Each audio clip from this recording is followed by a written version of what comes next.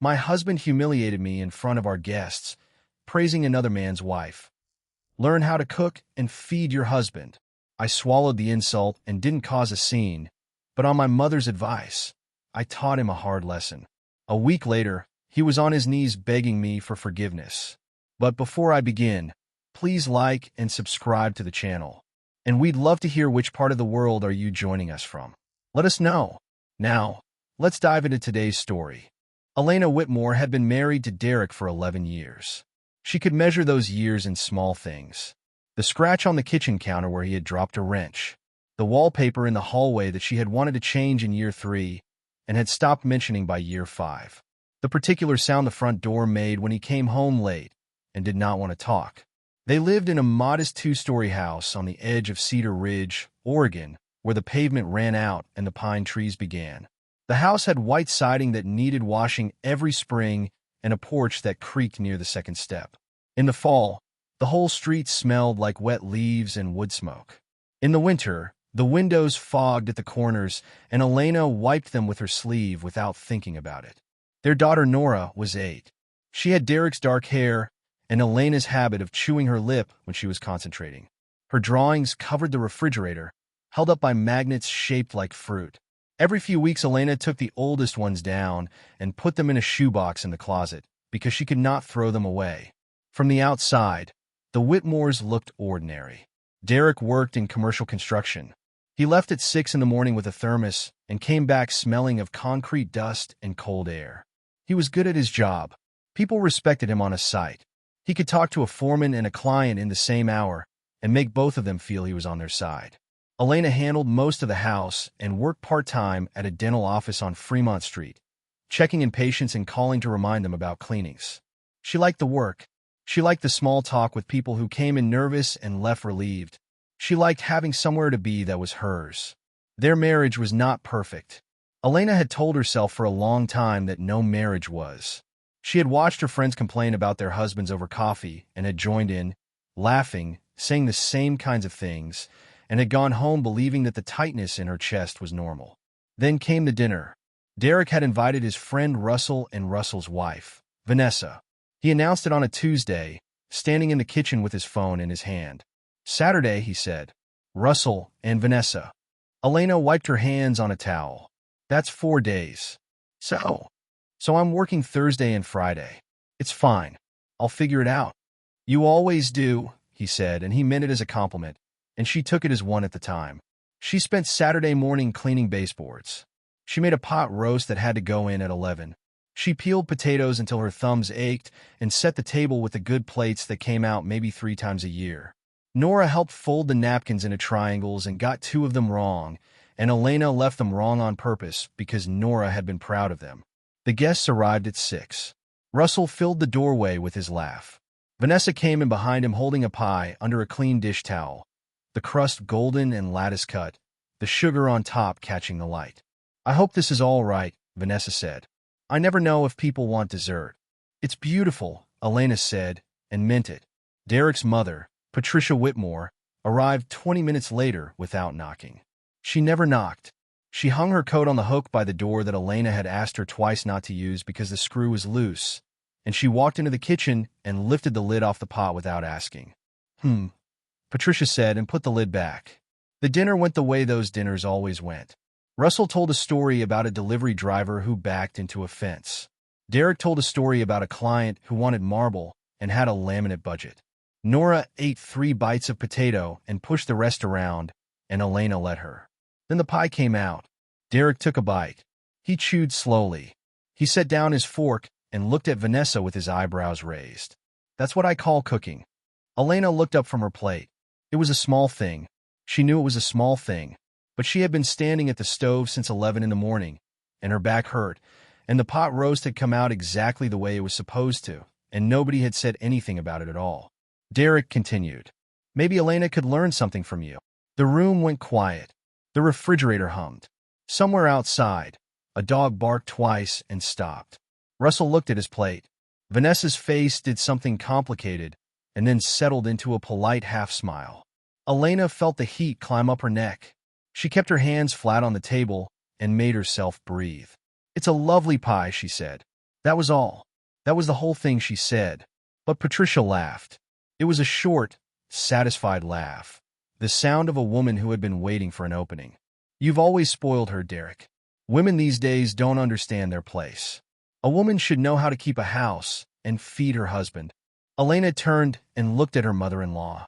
Patricia was 64 years old. She wore her hair set every Friday. She kept her hands folded when she talked, like a woman who had been photographed a lot in her youth and had never stopped arranging herself. She was looking at Elena now with an expression of open, comfortable judgment, the way a person looks at a stain they have already decided will not come out. 11 years. Elena counted them without meaning to. 11 years of Patricia saying the chicken was dry. 11 years of Patricia touching the collar of Elena's blouse and saying, in a voice pitched for the room, that she had never been able to wear that color herself. 11 years of Patricia telling Nora that her mother worried too much, that her mother was strict, that her mother did not know how boys were raised in this family. The way Elena folded towels. The way Elena stacked the dishwasher. The way Elena had asked the pediatrician a follow-up question and embarrassed everyone. And Elena had taken all of it. She had taken it the way you take weather. She had told herself it was the cost of a family, that Nora deserved a grandmother, that a fight at Thanksgiving would live in her daughter's memory longer than 100 small insults would live in her own. Peace. That had been the word she used in her head. She was keeping the peace. She looked around the table. Russell was studying the salt shaker. Vanessa was cutting a second slice for Nora with more care than the task required. Derek was leaning back in his chair with his arm across the back of it, relaxed, pleased, a man at ease in a room he owned. And Nora was watching. That was the part. Nora was 8 years old, and she was watching her father say her mother was not good enough. And she was watching her grandmother agree, and she was watching her mother say nothing. Elena felt something shift in her chest. It was not anger, exactly. Anger was hot and fast, and she had felt it plenty of times, and it had always passed. This was cold, and it was slow, and it settled. She was not keeping the peace. She was teaching her daughter what a woman was supposed to swallow. Nora, Elena said, and her voice came out steady. Do you want ice cream with that? Nora nodded. Elena stood and went to the freezer. The cold air hit her face, and she stayed there a second longer than she needed to. Behind her, the conversation started up again, easy, as if nothing had happened, because to them nothing had. She scooped the ice cream. She carried the bowl back and set it in front of her daughter and smoothed her hair once. Then she sat down and ate her pie, and it was very good, and she said so, and she did not look at her husband for the rest of the night. The guests left at 9:40. Elena stood on the porch and waved. Russell honked twice, pulling out. Patricia lingered at the bottom of the steps to say something about the porch light being too dim, and then she went too, and the street was empty. Nora was already in bed. Elena had checked twice. The night light in the hallway threw a soft orange square onto the carpet. Derek was in the kitchen, running water over a plate. He always did exactly one plate. It was the gesture of a man who wanted credit without effort. Elena stood in the doorway. You embarrassed me. Derek did not turn around. He rolled his eyes at the window, and she saw it in the reflection. It was a joke. It wasn't funny. You're too sensitive. He shut off the water. Russell laughed. Russell didn't laugh. Russell looked at the table. Derek turned then. He dried his hands on the towel hanging from the oven door, taking his time. I'm not doing this tonight. You said it in front of our daughter. I said it in front of everybody. It was a compliment to Vanessa. It was an insult to me. Everything's an insult to you. He tossed the towel onto the counter. It slid off and fell. Neither of them picked it up. You know what your problem is? You keep score. 11 years, and you remember every single thing anybody ever said to you. Because nobody ever stops saying them. My mother is an old woman. Your mother told me I don't understand my place. That's how she talks. And you laughed. I didn't laugh. You let her. Elena's voice did not rise. That surprised her. You always let her. And she knows you will. So she keeps going, and now Nora's old enough to hear it. Derek looked at her for a long moment. Something moved behind his eyes. And Elena understood later that this was the moment he decided the argument was not going the way he wanted, and that he needed a bigger weapon. He said it flatly, almost casually. If you ever divorce me, I'll take Nora. Elena froze. The refrigerator hummed. The clock above the stove ticked. She heard her own pulse in her ears. Derek stepped closer. He was not shouting. That was the worst part. His voice was calm and reasonable, the voice he used with clients. You think a judge is going to give her to you? I'll make sure they know what kind of mother you are. What does that mean? It means you'll never see her again. Elena stared at him. She looked for the joke in his face. She looked for the flicker that would tell her he had gone too far and knew it. There wasn't one. You can't decide that, she said. Derek smiled. It was a small smile, the kind that does not reach anything. You'll find out. He walked past her, close enough that she could smell the coffee on his breath, and he went upstairs. She heard the fifth stair creak. She heard the bedroom door close. Not hard, just closed, the sound of a man going to sleep untroubled. Elena stayed in the kitchen. The towel was still on the floor. She looked at it for a while and did not pick it up. She did not cry. She had expected to. She stood there waiting for it, and it did not come. And in its place there was a strange, sharp clarity, like the moment after a light comes on in a room you thought you knew. He had not said it in anger. That was the thing she kept returning to. Anger she could have forgiven. Anger came out hot and stupid, and people said things they regretted at 2 in the morning. He had said it the way you set down a card you have been holding all night. He had been holding it for years. Elena picked up her phone off the counter. She scrolled past the names until she reached her mother's. It was almost 11. Marilyn Foster answered on the second ring, the way she always did, as though she slept sitting up waiting for the phone. Elena. Did I wake you? No. A pause. What happened? Elena opened her mouth and found she had to start twice. Derek said if I ever leave him, he'll take Nora. There was a long silence on the line. Elena could hear the small sounds of her mother's house. A clock, a chair. Tell me exactly what he said, Marilyn said. The words. Elena told her. All of it. The dinner. The pie. Patricia. The kitchen. The sentence. Her mother listened without interrupting once. Marilyn Foster was 71. She had raised Elena alone from the time Elena was 9. She had worked 2 jobs and never once complained where Elena could hear it. And she had a way of going quiet before she said something that mattered. She went quiet now. All right, she said.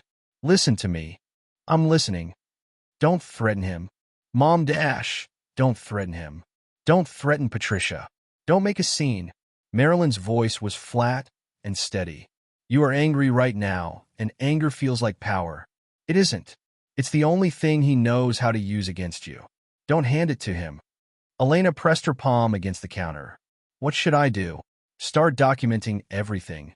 Documenting what? Everything, her mother said. What he said tonight. Write it down before you go to bed, with the date and the time and who was in the house. Every threat he makes from now on, keep it. If he texts it, don't delete it.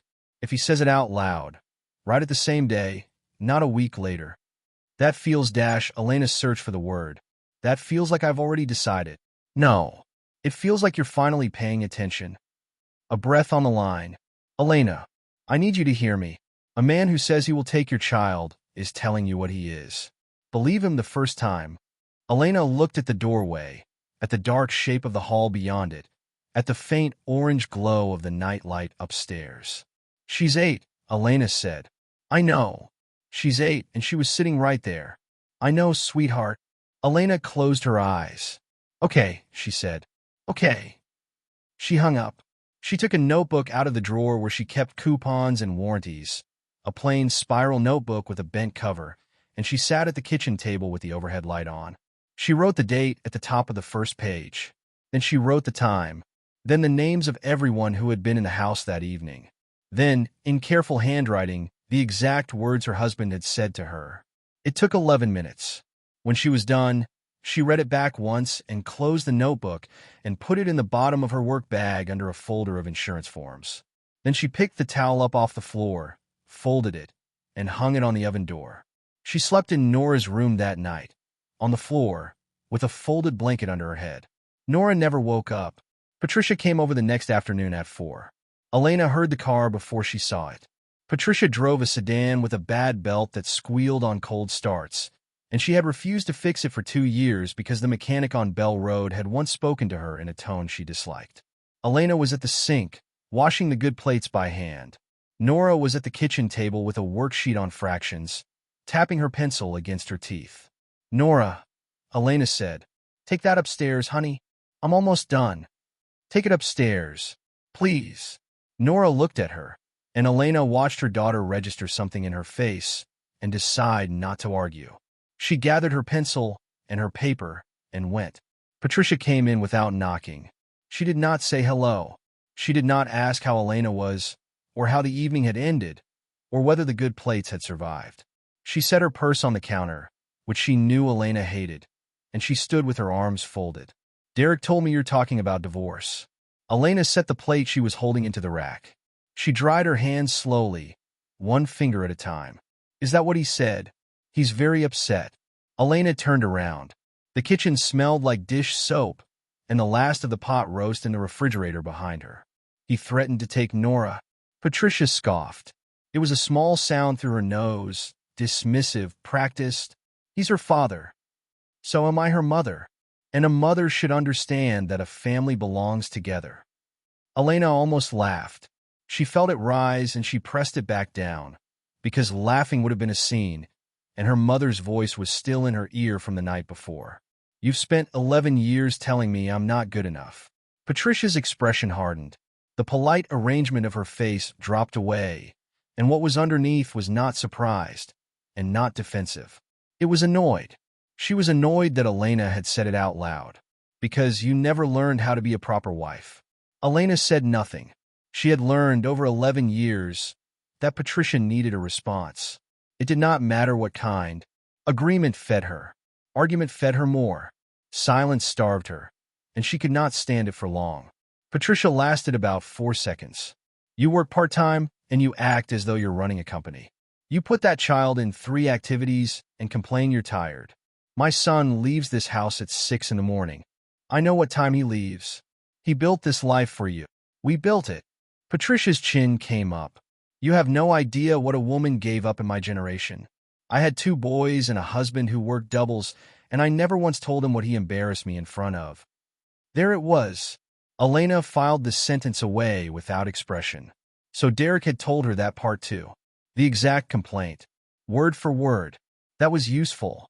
"Patricia," Elena said, "I want you to think about something. Don't take that tone with me. If your husband had said to you, in your own kitchen, that he would take your sons away from you and make sure you never saw them again, Elena stopped, because Patricia's face had done something. Only for a moment. A flicker at the mouth. A shift in the eyes toward the window. Then it was gone, and the folded arms came back. "That's not what he said." "It's exactly what he said. You're twisting it." "I wrote it down," Elena said. The silence that followed had a different quality. Patricia looked at her, and Elena watched a calculation happen behind the older woman's eyes. She was not a stupid woman. She had never been stupid. She had simply never been required to be careful, because for 64 years the people around her had absorbed whatever she poured out. "You wrote it down," Patricia repeated. "Yes. Why would you do that?" "Because he said it." Patricia unfolded her arms and put her hand on her purse, the way people do when they're getting ready to leave, and wanted to look like a decision instead of a retreat. "If you leave my son," she said, "don't expect me to help you." Elena looked at her for a long moment. She thought about the first Christmas after the wedding, when she had made a ham and Patricia had told the whole table, warmly, as though it were a charming story, that Elena had used the wrong glaze but that she was learning. She thought about the hospital, the day Nora was born, when Patricia had come in and taken the baby out of her arms before Elena had asked, and had held her by the window and said, to no one, that the child had the Whitmore forehead. She thought about every holiday she had cooked for, every birthday she had planned, every time she had picked up the phone when Patricia called at 9 at night to complain about a neighbor. 11 years of trying to earn a place. And here was the offer, laid out plainly at last. Stay in the marriage and be tolerated. Leave it and be nothing. "I've never expected you to help me," Elena said. Patricia's mouth tightened. "I've expected you to be decent to me," Elena went on. "That was the mistake." "Excuse me? You can go now." Patricia stared. In 11 years, Elena had never once told her to leave. This is my son's house. It's my house too. And Nora's upstairs, and I'm not doing this where she can hear it. Elena moved to the doorway and stood beside it, holding it open, her hands steady on the frame. Drive safe. The belt's still squealing. Patricia picked up her purse. At the door she stopped, and Elena knew she was reaching for a last line, something to carry out with her. You'll be alone, Patricia said. You'll see. Maybe. The screen door banged. The car squealed at the end of the driveway and was gone. Elena stood in the quiet kitchen with her hands still on the frame. Upstairs, a floorboard shifted. Elena went to the bottom of the stairs and looked up. Nora was sitting on the top step with her arms around her knees and her worksheet forgotten on the carpet beside her. How much did you hear? Nora shrugged. Some. Elena climbed the stairs and sat down next to her. The step was narrow. Their shoulders touched. Is Grandma mad? Grandma's often mad. It isn't about you. Is Dad mad? Elena took a slow breath.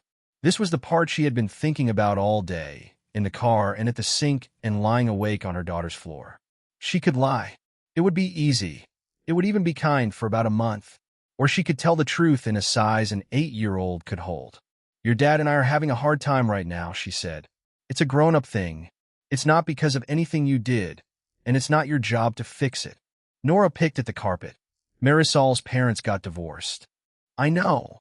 She goes to 2 houses. I know that too. Is that going to happen to us? Elena did not answer right away. She looked at the hallway wallpaper she had wanted to change 8 years ago. I don't know yet, she said. But I promise you this. Whatever happens, you're going to know where you're sleeping every single night, and you're going to know that I love you, and nobody is going to make you pick a side. Not me. Not anybody. Nora leaned her head against her mother's arm. Okay. They sat there while the light went orange in the hall window. Later, after Nora was asleep, Elena took the notebook out of her work bag and sat on the closed lid of the bathroom toilet with the fan running. She wrote the date, the time, who had come to the house, and when, and what had been said. At the bottom of the page, she added one line, and she was not sure why she wrote it, except that it felt like the truest sentence of the last 2 days. She stopped hoping Patricia would ever treat her like family. She closed the notebook. Downstairs, the front door opened. Derek's boots on the mat. The refrigerator. The click of a beer cap on the counter edge. Elena washed her face, turned off the fan, and went to bed in the guest room. There is a version of this story where Elena emptied the joint account. There is a version where she sat her daughter down and explained, gently, in a voice full of concern, exactly what kind of man her father was. There is a version where she screamed in the driveway so the neighbors would hear it, where she called Russell and told him what had really happened after he went home that night, where she took the thing Derek had said and turned it into a weapon and swung it at everyone within reach. Elena did none of that. She did something much harder. She stayed calm. The next 6 months were the quietest of her marriage, and they were the most deliberate months of her life. It started with the notebook, and then the notebook was not enough, so it became a folder, and then the folder became 2, and then she bought a plastic file box at the drugstore for $9 and kept it in the trunk of her car under a picnic blanket. She wrote down school pickups, not summaries, dates, times, who did it. Monday, 7:40. Elena drove Nora to Riverbend Elementary. Thursday, 3:15. Elena picked up. Friday, 3:15. Elena picked up, took Nora to the dentist for a filling on the lower left molar, paid the copay, receipt attached. She wrote down the pediatrician visits, and there were more of them than she had realized. The ear infection in October, the rash that turned out to be nothing, the flu shot, the physical for soccer, which required a form, which required a signature, which Elena had signed because Derek was on a site in Salem and did not answer his phone. She wrote down homework, reading logs, initialed nightly, the science project about volcanoes that had taken 2 weekends and half a box of baking soda. She wrote down meals, not out of pettiness, because she had realized, sitting on the bathroom floor with a pen in her hand, that 11 years of ordinary work had left almost no trace anywhere, and that a court would not be able to see what had never been written down. She saved the messages. That part was the coldest work. Derek did not write his threats down often, but he wrote them down sometimes, late at night, when he had been drinking and was angry and knew she would read it in the morning. You will never see her again. I will make sure the court knows you're not fit to raise her. Try it and find out what happens. Elena did not answer any of them with anger. She answered them with facts, or she did not answer them at all.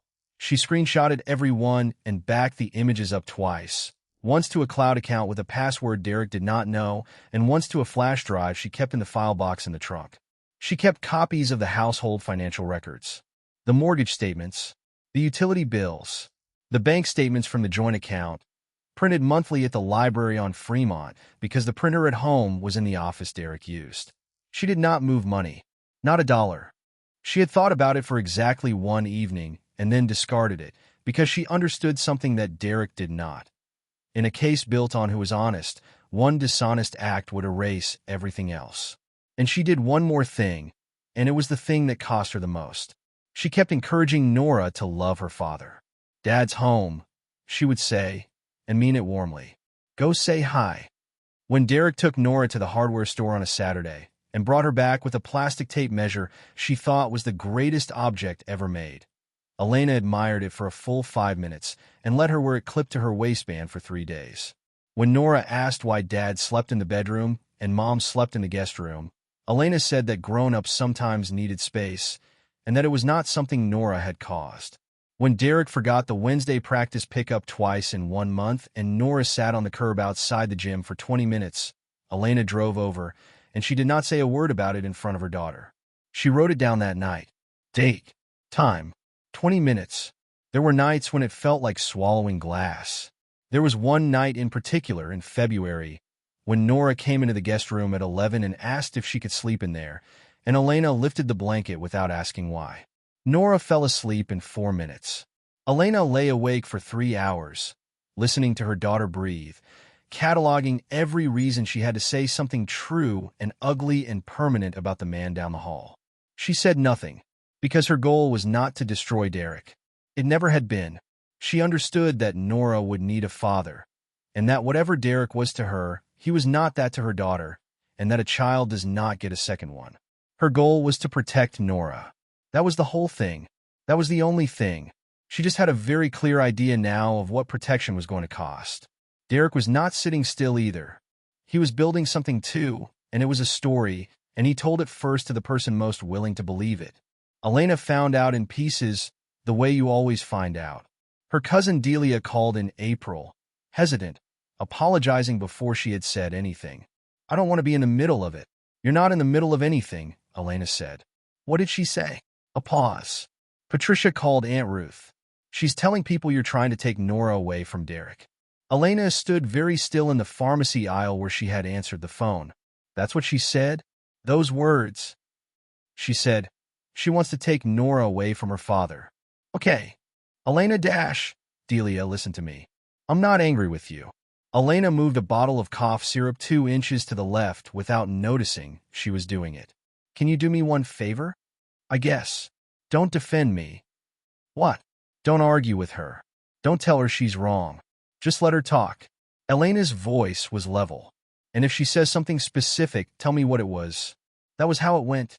Patricia told the relatives that Elena was selfish. She told them Elena had never appreciated what she had. She said at a birthday party in May in front of 6 people that Elena had gotten a taste of independence at that dental office and it had gone to her head. None of it was true, and that was almost beside the point. Elena had never said she wanted to take Nora from Derek.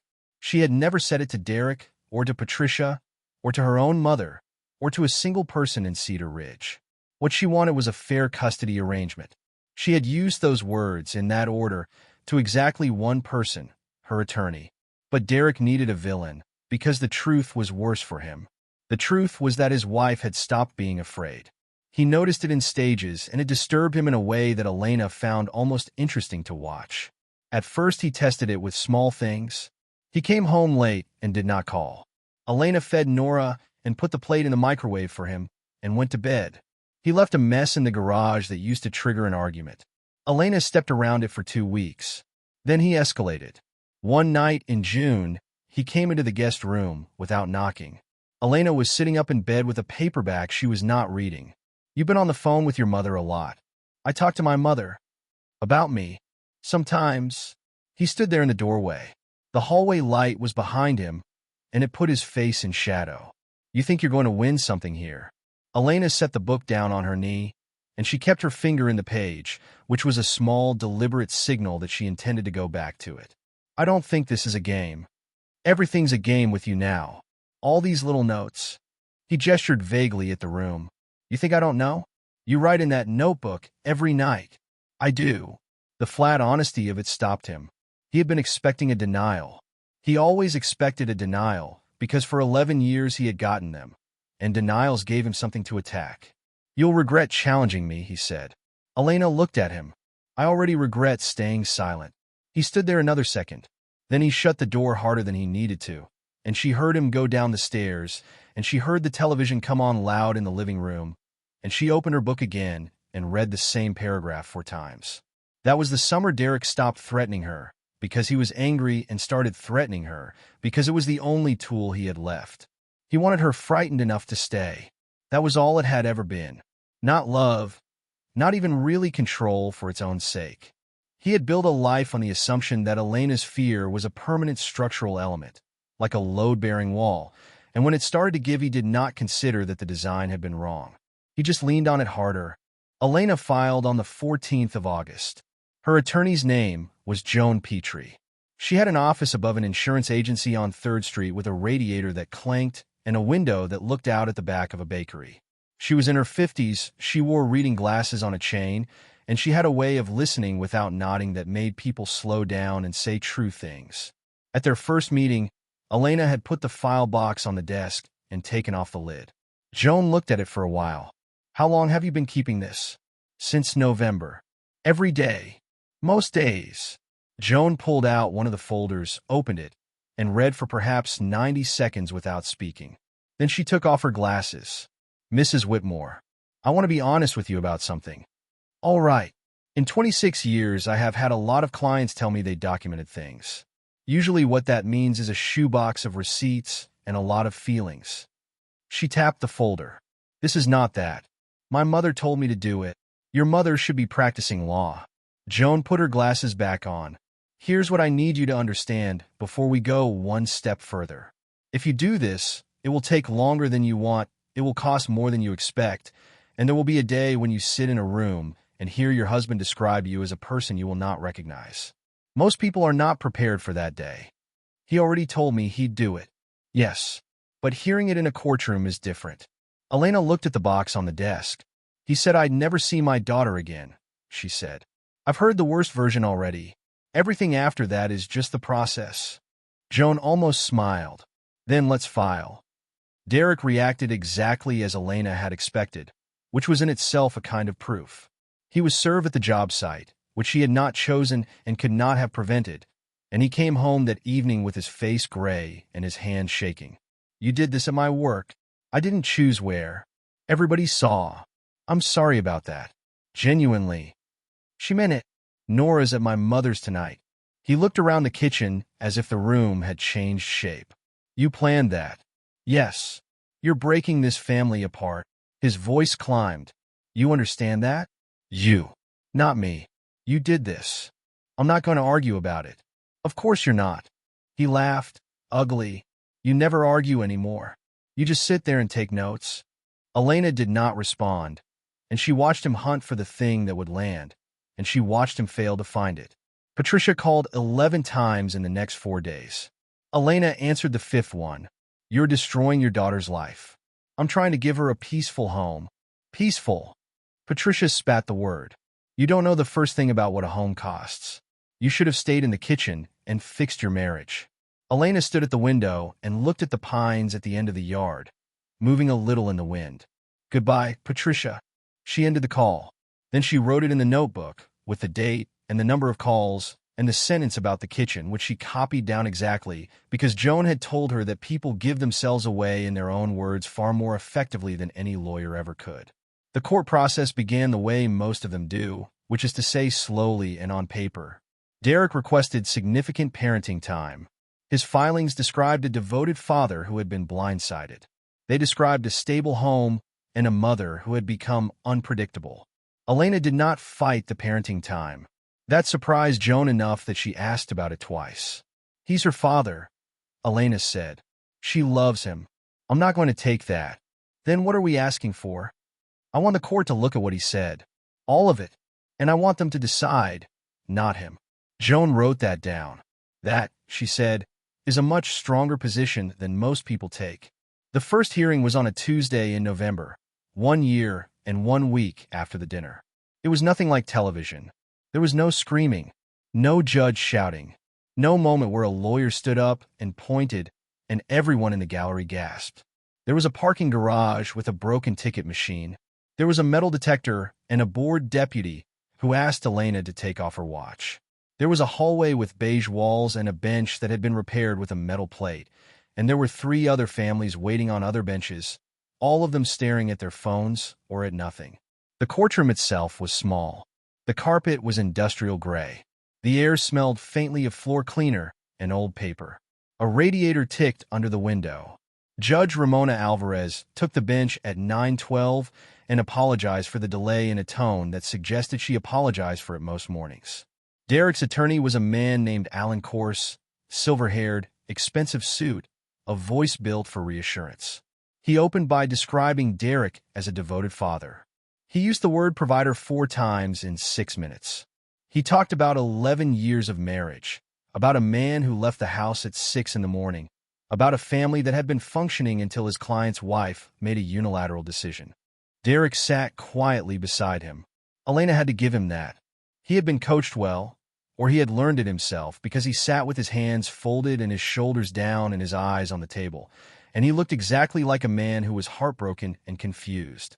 Patricia sat directly behind him in the second row, in a navy blue dress, with her purse on her lap. Elena sat on the other side of the courtroom with Joan Petrie. She wore a gray blouse and no jewelry except her mother's small gold cross, which she had not worn in years. Her hands were steady. She had thought they might not be. She looked at the back of Derek's head and felt almost nothing, and the almost nothing was the strangest part of the whole morning. She had loved him. She had stood in a church at 26 and meant every word. And now she was looking at a man in a good suit, and she could not locate a single piece of the person she had married. Joan stood up. She did not raise her voice. She did not perform. She said that her client did not oppose parenting time, and she watched Alan Corse's shoulders relax an inch. And then she said that her client was asking the court to consider a documented pattern of statements made by the respondent regarding custody. She handed up the exhibits. There was a long stretch of nothing. Judge Alvarez read. Pages turned. The radiator ticked. Somebody's phone buzzed in a pocket and stopped. Then the judge said, "Counsel, take me through the messages." Joan read them into the record. The first one had been sent at 11:40 on a Thursday night in January. "If you divorce me, you will never see Nora again." Elena had read it perhaps 300 times. She had read it at the kitchen table and in her car in the dental office parking lot and on the bathroom floor with the fan running. She thought she was finished with it. Hearing it out loud in a public room, in a stranger's steady voice, was different. Her throat closed. She did not let her face change. Joan read the second one. "I will make sure the court knows you're not fit to raise her." Then a third, from March. Then a fourth, from May. Then one from July that Elena had almost not saved because it had come in at 2 in the morning and she had been so tired. Alan Corse rose smoothly. "Your Honor, these are statements made in the heat of marital conflict. My client acknowledges he was hurt and frightened. People say things in a failing marriage that they don't mean." "They do," Judge Alvarez agreed. Elena felt Joan go still beside her, in the way a person does when they have decided to let a thing land on its own. The judge turned a page. "Mr. Corse, how many of these are there?" Corse hesitated for half a second.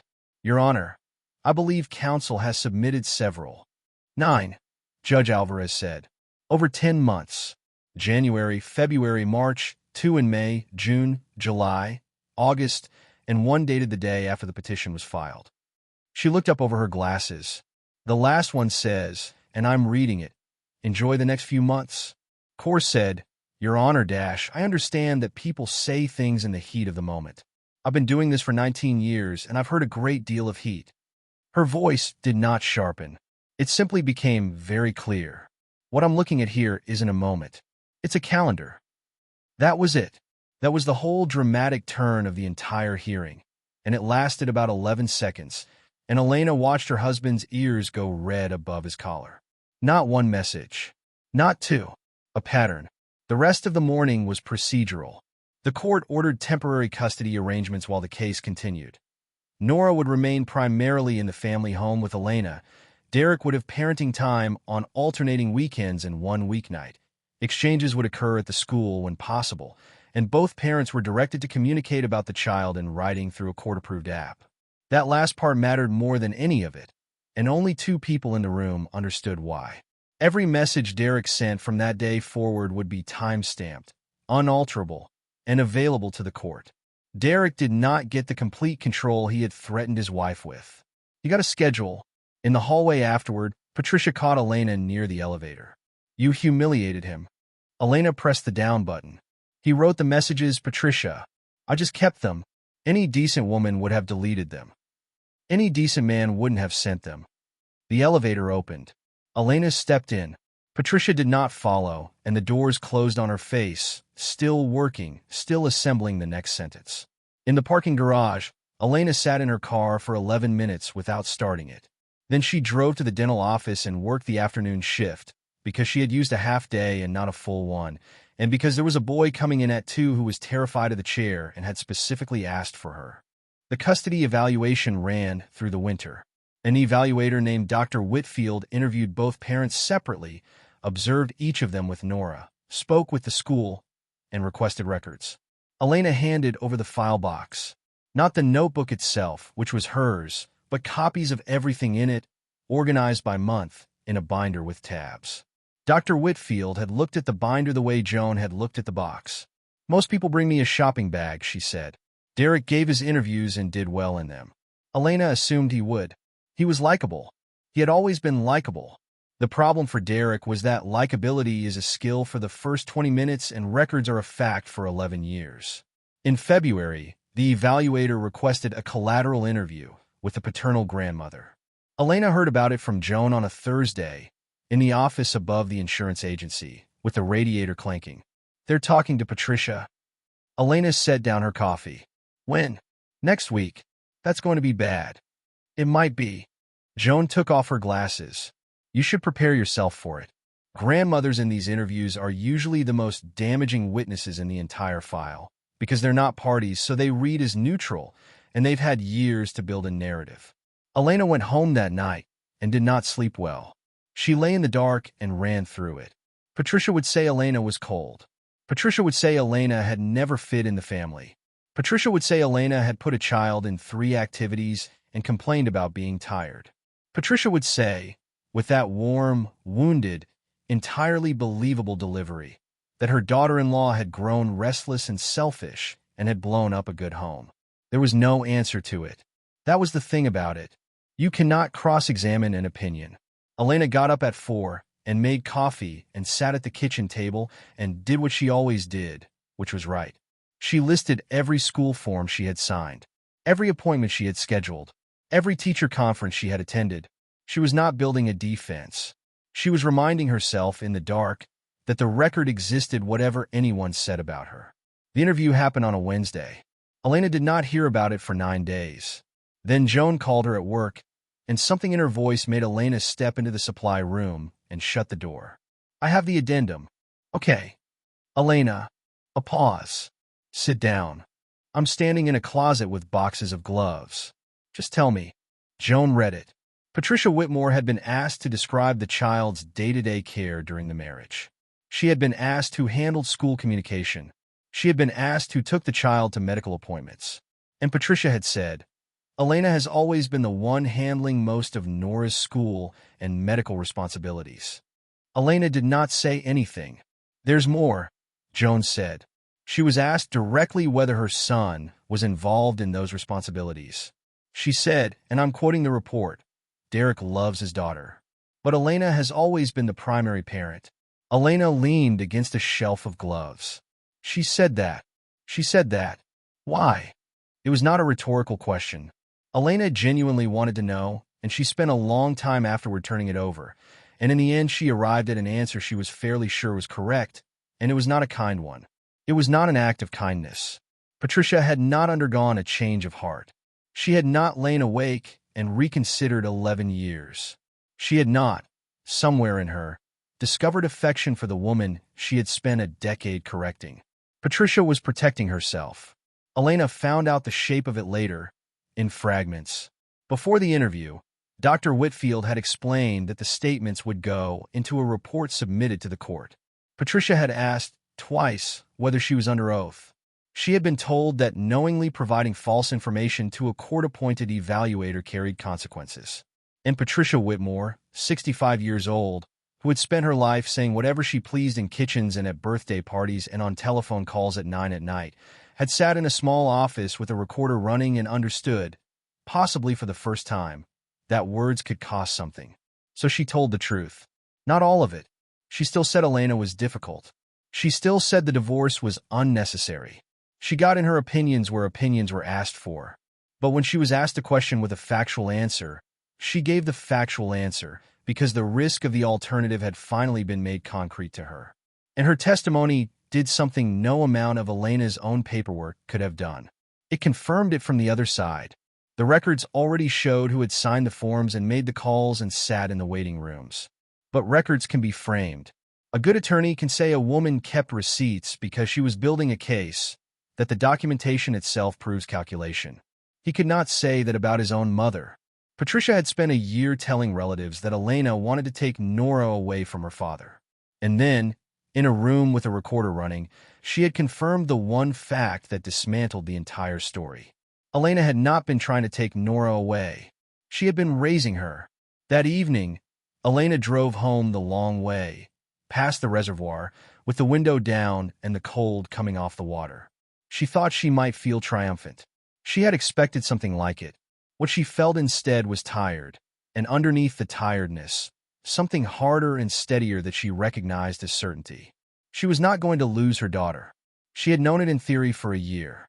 Now she knew it the way you know the floor is there. She pulled into the driveway. The porch light was on because she had put it on a timer in September. Through the window, she could see Nora at the kitchen table with her feet hooked around the chair legs, working on something, tapping a pencil against her teeth. Elena sat in the car for a second and looked at her. Then she went in. The final custody decision came down in April. It did not give Elena everything she wanted. She had known it would not. Joan had told her early in that office with the clanking radiator that the people who come out of family court most damaged are the ones who go in believing they will be handed a verdict. There are no verdicts in family court. There are orders, and orders are compromises, and compromises are what you live inside afterward. Derek remained Nora's father. He received parenting time, alternating weekends from Friday afternoon to Sunday evening, one weeknight dinner, half of the school breaks, and a summer schedule to be worked out in writing each March. Elena received primary physical custody. Nora's residence, her school district, her daily life would be with her mother. Both parents were required to follow the parenting schedule as written, not as convenient, as written. Derek was ordered to communicate about Nora's needs through the court-approved messaging system, and to follow the court's financial orders, and both of those things had teeth in a way that Elena did not fully appreciate until she watched them work.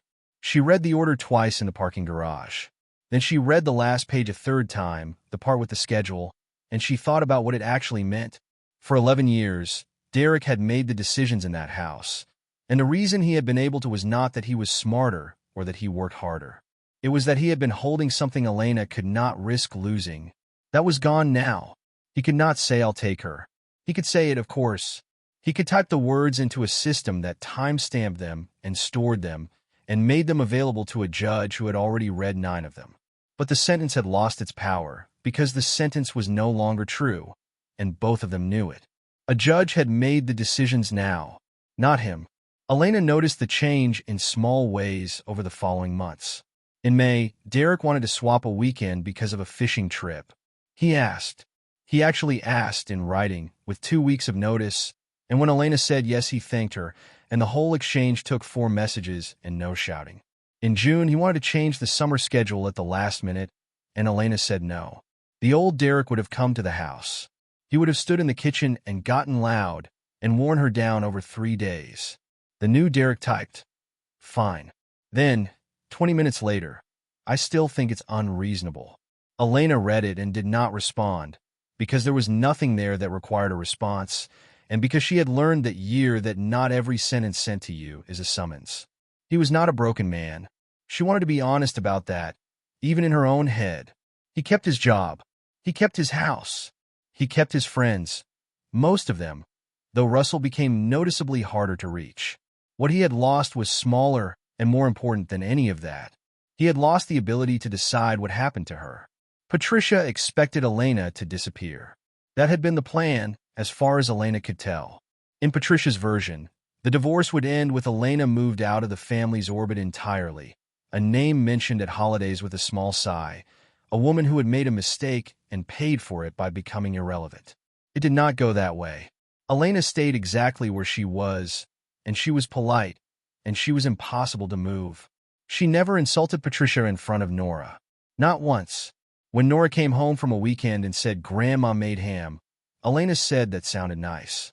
When Nora said Grandma had asked a lot of questions about their new house, Elena said grandmothers were curious and changed the subject and wrote the date in the notebook. She never encouraged her daughter to hate anyone.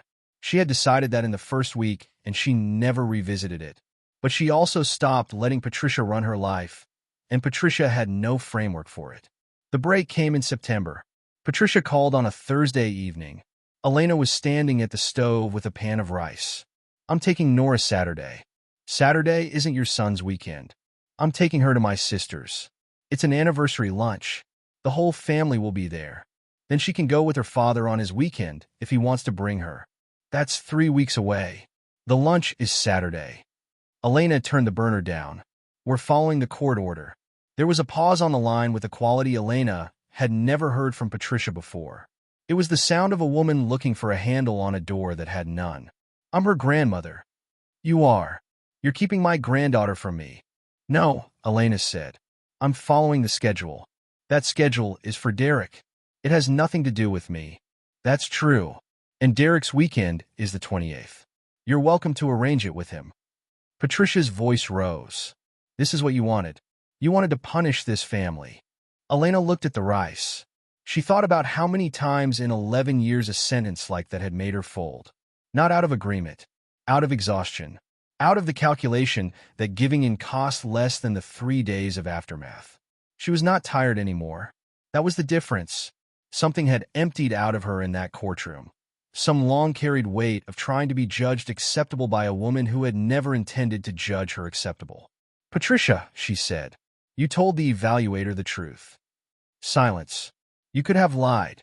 It would have hurt me and it might have worked. You didn't. I said what I said." "I know. And that's the only reason we're still speaking at all."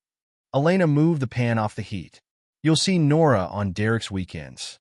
You'll see her at her birthday, because I'll invite you, and you'll behave, or you won't come the next year. That's the arrangement. You don't get to set arrangements with me. I do now."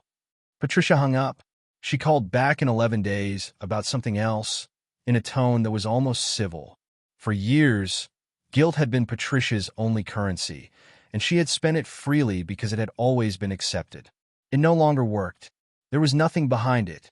And a woman who had built her authority entirely on other people's fear of upsetting her discovered, at 65, that she had very little else. Derek called Elena on a Sunday afternoon in October. Not through the app. On the phone, directly, which he was not supposed to do for anything except emergencies involving Nora.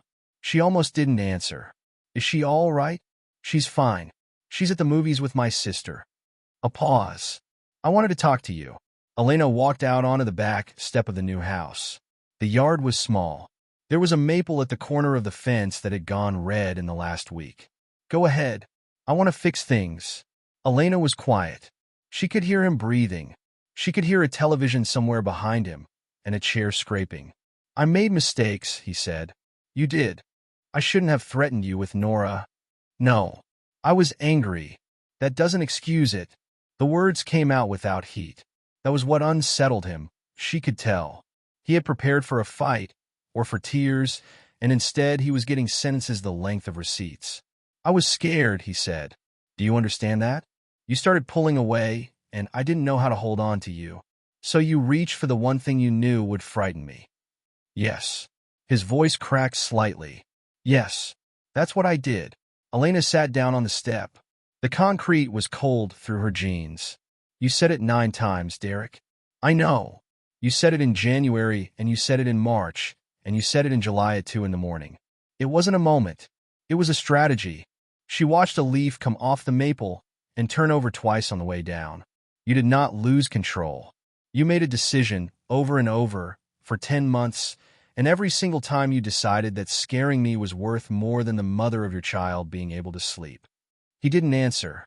His voice, when it came, was quiet. Do you hate me? Elena thought about the woman she had been on the night of that dinner. That woman had spent years trying to keep everyone in a room happy. She had absorbed Patricia's insults and called it maturity. She had accepted Derek's disrespect and called it marriage. She had stayed quiet in front of her daughter and called it protecting her. And she had been wrong, and the wrongness of it was the only thing she still felt any real grief about. Protecting a child did not mean teaching that child that love required accepting humiliation. That was the lesson she had almost taught Nora. 8 years of watching. That was what her silence had actually been building. All that time she thought she was building peace. I don't hate you, Elena said. She heard him exhale. Relief, immediate and audible. Elena, I've been thinking if we dash, but I will never come back. The exhale stopped. You don't know that. I do. People change. I'm changing. Ask my sister. I've been dash. I hope you have. She meant it, and she was surprised to find she meant it. I hope you're a better father than you were a husband, because she deserves that, and I'm not going to stand in the way of it. I'll follow the schedule. I'll send you the school pictures. When she's in a play, you'll know the date a month ahead. But that's it. That's it. 11 years, he said. And that's it. 11 years, Elena agreed. And I gave you 11 more chances than you gave me one. She ended the call. She sat on the step a long time afterward, until the light went and the maple went from red to gray, and she did not feel anything she would have called victory. She felt like a door had closed properly for the first time in her life, all the way, with the latch catching. A year later, Elena and Nora lived on the other side of Cedar Ridge, in a rented house on Alder Street with a small yard and a kitchen that got the morning sun. It was not as impressive as the old house. It had 1 bathroom. The hot water took a minute to come through, and the back gate stuck in wet weather, and there was a permanent water stain on the ceiling of the hall closet that the landlord had promised to look at twice. But it was peaceful. Elena had not understood before what peace actually felt like. She had thought it was the absence of fighting. It was not. It was smaller and more constant than that. It was walking into her own kitchen at 7 in the morning and not scanning the room to see what mood was in it. It was leaving a bowl in the sink overnight. It was the fact that when she heard a car in the driveway, her shoulders did not move. Nora had adjusted better than Elena had feared and slower than Nora let on. There had been a hard stretch in the first 3 months in a new school when she stopped eating much and got quiet in the evenings. Elena had not panicked and had not lectured. She had made a rule that on the nights Nora came home from her father's, they did not talk about the weekend unless Nora wanted to. She had put a lamp in Nora's room instead of a night light, because 9-year-olds do not want night lights, and she had let the door stay open. By spring, Nora was singing in the shower again. She spent time with her father on the schedule. He was mostly good about it. He had been late twice in a year and had once canceled for a job in Bend, and Elena had recorded both without comment and had not used either one against him, because using them was not the point. Nora came home afterward and talked. That was the part Elena had wanted and had not been sure she would get. Her daughter came in the door and dropped her bag and started talking about a boy in her class who could do a backflip, about the ice cream place near her dad's, about a documentary on octopuses that had apparently changed her entire understanding of the ocean. One Saturday morning in May, Elena was making pancakes. The kitchen smelled like butter. The radio was on low, some station playing music from before Nora was born. Sunlight came in across the counter and lit up the flour dust in the air. Nora walked in barefoot in a t-shirt that used to be Elena's. Mom. Yeah. Grandma says you used to be really angry with Dad. Elena turned off the stove. She set the spatula down on the spoon rest. She took a breath, and in the length of that breath, she considered several things. That Patricia had said it, that Patricia would keep saying things, that there was no version of the future in which Patricia stopped. And she considered that her daughter had brought it to her, which meant her daughter trusted her with it. "What did you tell her?" Elena asked. Nora shrugged. She opened the refrigerator and stood in front of it the way children do, looking at nothing. "I told her you don't talk bad about Dad." Elena smiled. That was a good answer. "It's true, though." Nora let the door swing shut. "Marisol's mom says stuff about her dad all the time. Like, at dinner, in front of people. That's their family. I don't know what's happened in it." "You never do that." "No." "Why not?" Elena leaned against the counter and looked at her. "Because you get one dad," she said. "And whatever's between him and me isn't yours to carry. It never was." Nora considered this with the seriousness that 9-year-olds bring to things. Then she crossed the kitchen and hugged her, arms around Elena's middle, face against her shirt. "You're a good mom." Elena closed her eyes for a moment. She stood there in a rented kitchen with flour on her hands and her daughter's head against her ribs. That sentence meant more than any courtroom victory, more than the order with the schedule in it, more than the addendum with Patricia's words in it, more than the 11 seconds when a judge had looked over her glasses and said the word calendar. Derek had once stood in a kitchen and told her she would never see her daughter again. He had said it as a fact. He had said it with confidence because he had believed it, and because for 11 years he had been right about most of what he decided in that house. Instead, the court had looked at the reality he had spent a year trying to hide. Elena had been there. For the school mornings, all of them. The ones where Nora couldn't find a shoe and the ones where it rained. For the doctor appointments, the ear infections and the flu shots and the sports physical that needed a signature. For the homework. For the volcano and the baking soda and the 2 ruined weekends.